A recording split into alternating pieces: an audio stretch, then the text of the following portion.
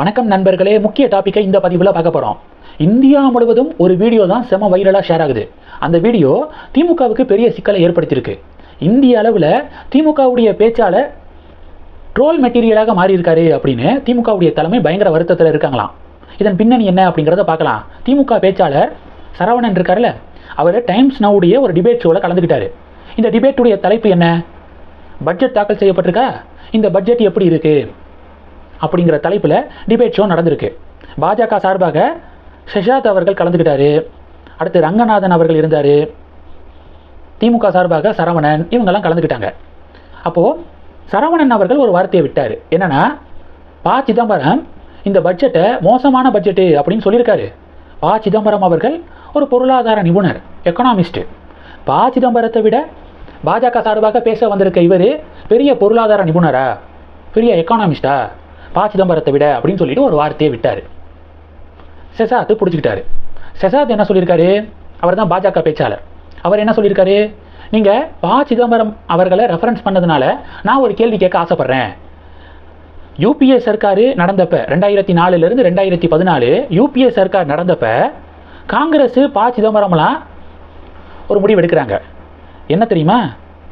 Essential commodity act இருக்குது பார்த்தீங்களா, அதையும் ஏபிஎம்சியையும் ரிப்பீல் பண்ண முடிவெடுக்கிறாங்க. அதாவது ரிப்பீல்னா என்ன? நீக்கிறது, பெர்மனண்டாக அந்த சட்டத்தையே நீக்க முடிவெடுக்கிறாங்க காங்கிரஸ், ப. சிதம்பரம்.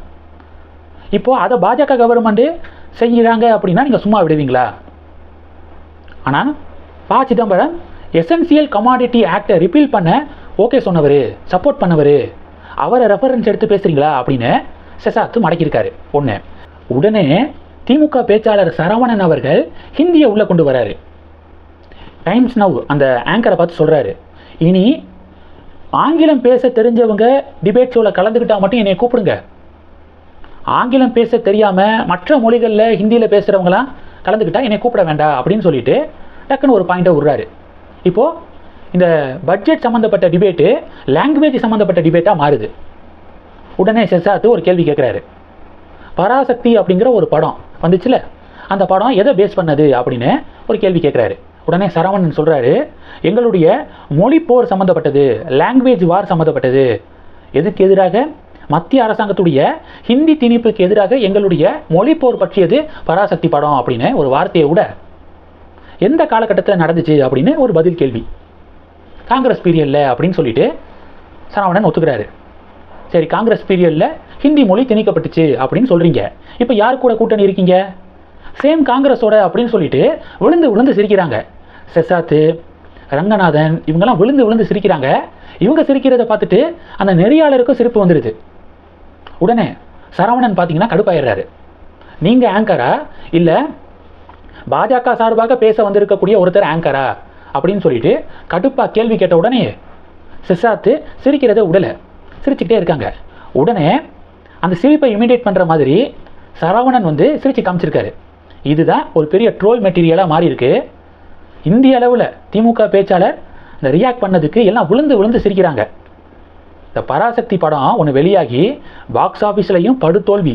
150 கோடி ரூபாய் பட்ஜெட்டில் எடுக்கப்பட்ட படம் 100 கோடி ரூபாயை கலெக்ட் பண்ணலை அப்படின்னு சொல்கிறாங்க. அப்போது திரையரங்கத்துலேயும் அட்டர் ஃப்ளாப்பு. திரையரங்கம் மட்டும் இல்லாமல் கூட்டணிக்குள்ளேயும் திமுக காங்கிரஸ்குள்ளேயும் ஒரு பெரிய விரிசலை ஏற்படுத்தினுச்சு. மாணிக்கம் தாக்கூர் இந்த பராசக்தி படத்துக்கு எதிராக பதிவு போட, திமுக காரங்க மாணிக்கம் தாக்கூருக்கு எதிராக பதிவு போட ஒரு பெரிய விரிசலை உருவாக்குனுச்சு. இப்போ அது எல்லாத்தையும் தாண்டி இந்திய அளவில் இந்த பராசக்தி படம் திமுகவை ஒரு ட்ரோல் மெட்டீரியலாக மாற்றிருச்சே அப்படின்னு சொல்லிட்டு இந்த இன்டர்வியூ வீடியோவை பாஜக ஃபுல்லாக, நாடு ஃபுல்லாக ஷேர் பண்ணுறாங்க. இது திமுகவுக்கு இப்போ பெரிய பின்னடைவை ஏற்படுத்தியிருக்கு. அப்போது இந்த டிபேட்டு எங்கேருந்து எங்கே முடிஞ்சிச்சு அப்படிங்கிறத நான் ஷார்ட்டாக சொல்லிட்டேன். எங்கே ஆரம்பிச்சிச்சு?